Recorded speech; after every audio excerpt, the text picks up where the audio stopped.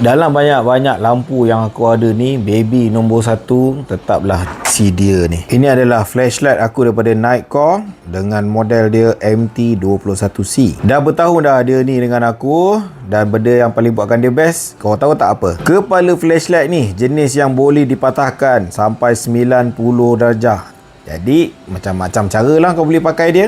Tambahkan lagi dia punya tail cap ni jenis magnetik.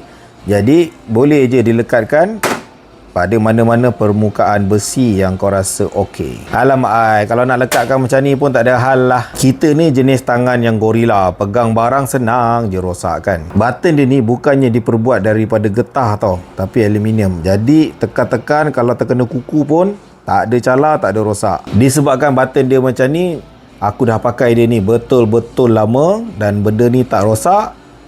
Perform lah, jimat duit tak pasal-pasal. Dengan waterproof IPX8 ni barang, kalau hujan lebat tak ada hal lah. Problem aku dengan dia ni ada dua je. Dia pakai bateri 18650. Yang tang bateri tu bukannya jadi masalah sangat, tetapi bila kau beli, bateri tak datang sekali. Masalah yang kedua pula adalah kecerahan dia. Bukannya aku nak kata dia ni tak cerah. Okey, dia ni memang cerah, tetapi maksimum kecerahan dia ni cuma 1000 lumen sahaja.